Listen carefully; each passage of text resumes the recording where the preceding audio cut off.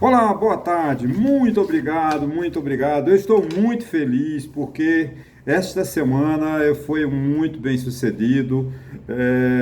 Passei de 354 para 366 amigos. Muito obrigado mesmo. Vocês foram heróis, me ajudaram muito. Estou muito feliz com isso. Bom, gente, olha, não se esqueçam de cada vez mais continuar assistindo aos meus vídeos, dando seu like, seu dislike, fazendo seus comentários. Só não precisa de me xingar, me chamar de velho. Eu não me preocupo, mas é uma tristeza. Eu acho que, gente, a gente precisa, as redes sociais são democráticas, né? Tá todo mundo pedindo para querer uma ordem. Uns dizem que é censura, outros dizem, mas, gente, que tenha censura, que não tenha, não pode ter censura no Brasil, é evidente. Censura é aquilo previamente estabelecido. Você não pode falar isso, você não pode falar aquilo, você não pode publicar isso, pode publicar. Isso é uma censura. Mas retirar do ar um comentário que agride a minha, por exemplo, eu tenho o direito de tirar do meu vídeo, do meu canal, uma pessoa que me chama de, desculpa, vou abrir aspas, de burro, fecho aspas, né? Gente, ninguém tem o direito de falar isso. Não é porque sou idoso, sou velho, com 66 anos, não. É porque a gente não pode, cada um tem uma sabedoria. Eu tenho que respeitar o seu saber. E eu respeito muito a sua sabedoria. Eu não desafio ninguém. E também eu acho que a gente tem que ser, para a gente respeitar, a gente tem que ser respeitado. Então, lamentavelmente, as redes sociais viraram um mundo da agressividade, né? Um mundo onde ninguém se respeita mais, onde acaba ninguém se comunicando, porque é um disse-me-disse. Se eu falo mal de Lula, o bolsonarista aplaude. Se eu falo mal de Bolsonaro, o bolsonarista me critica. Gente, democracia, cada um tem o direito de ter a sua opinião. Tem espaço para todo mundo, não precisa de ficar nessa dicotomia, nessa polarização, ou essa bipolaridade que nós estamos vivendo. É muito triste. Mas deixando de lá o assunto. Bom, o assunto não deixa de ser política, eu vou falar do governo Lula. O governo Lula está sem rumo, isso não tenha dúvida. Nós estamos há 5 meses, o governo até agora não falou de outra coisa a não ser de política, de me indica cargo, quero isso e quero aquilo, né? Tem um programa, mandou uma ou duas, a medida provisória que reestruturava o organograma da administração pública. O Congresso fez uma vergonha, porque foi uma inconstitucionalidade, interferir, né, retirando poderes do Ministério da Marina Silva e da menina lá da Guadalajara, dos povos originários, ou seja, dos nossos índios. Isso é uma aberração, porque a Câmara ela não podia interferir na administração pública. O Lula, por mais que você não goste de Lula, ele tem o direito da escolha dos ministros. É dele, não cabe à Câmara decidir qual Ministério A, Ministério B tem o tal poder. Isso é questão administrativa, de questão que compete exclusivamente ao presidente da República. Mas, infelizmente, isso já é passado. Então, o governo Lula, eles dizem, porque o governo Lula agora nunca não fez política. Fez política sim, né? Isso vem de uma distorção, esse problema do governo Lula, que não vai ser de Lula, mas vai ser de todos os governos doravante, se nós não mudarmos essa situação. Porque esse presidencialismo de coalizão, né, a partir de 1989, vamos dizer, 1990, quando o Collor tomou posse, tinha uma base no Congresso, ele negociava, mandava projetos. Você vê, Collor mandou inúmeros projetos. Collor confiscou os bens, né, do povo, a poupança, e a Câmara e o Congresso aprovaram. O Congresso Nacional aprovou, né? O Itamar Franco fez privatizações, depois Fernando Henrique. Então, grandes medidas, essa Câmara não negociava. O único partido que não apoiou Itamar Franco foi o PT, que o PT não apoiou ninguém. O PT não tem uma cultura do PT que não apoia ninguém.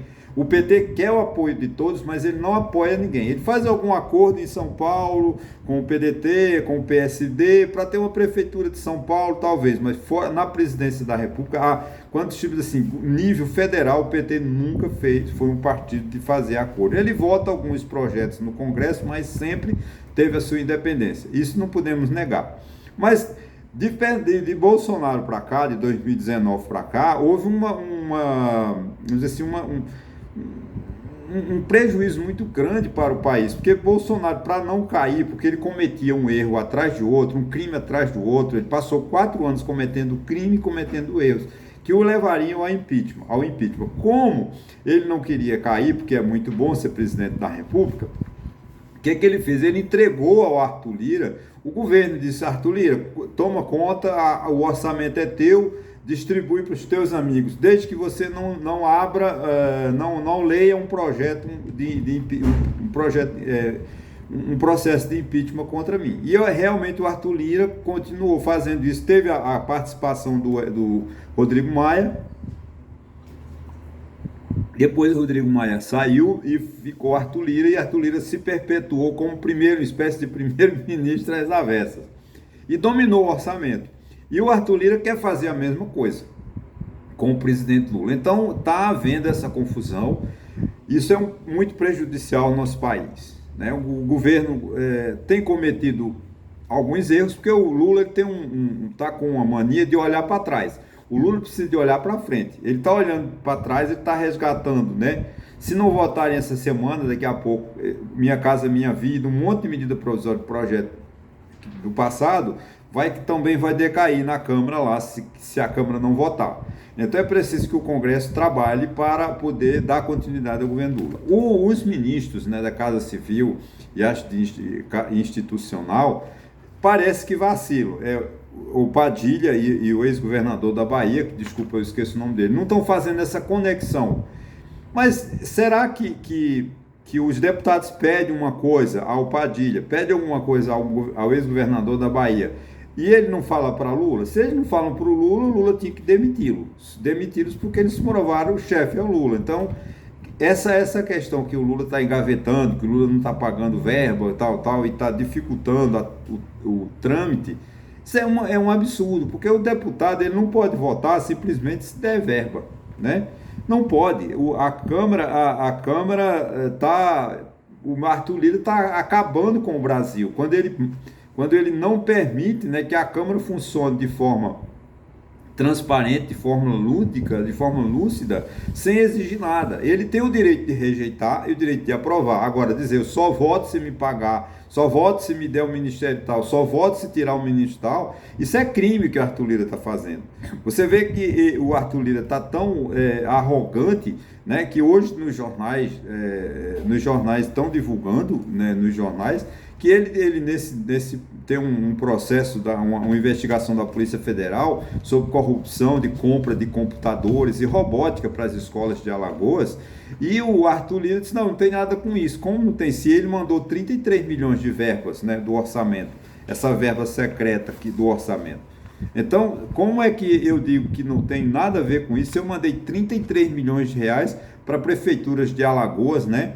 Dinheiro público, dinheiro nosso, que vai para amigos de Arthur Lira, para Arthur Lira comprar voto, para Arthur Lira decidir como ele quer distribuir isso lá em Alagoas, segundo está apurando a Polícia Federal. Tomara que esse inquérito seja, vamos dizer assim, concluído e que aponte realmente os responsáveis e sejam punidos, né? Teve, parece, um diretor do MEC que já foi exonerado, porque parece que ele também está envolvido, né? Tem movimentações financeiras além da capacidade dele.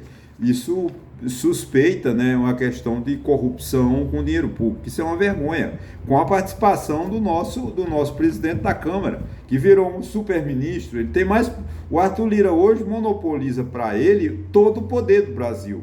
Se fosse um poder bem distribuído, mas não um poder pelo dinheiro. Simplesmente você me dá isso, me dá aquilo, me dá isso, senão eu não voto. Então está atrasando o Brasil, né? Enquanto isso, o governo Lula, nesses primeiros 5 meses, né, hoje nós estamos no dia 7 de junho, só contamos com maio, tivemos uma boa notícia, que foi o crescimento do PIB, além das expectativas. Tomara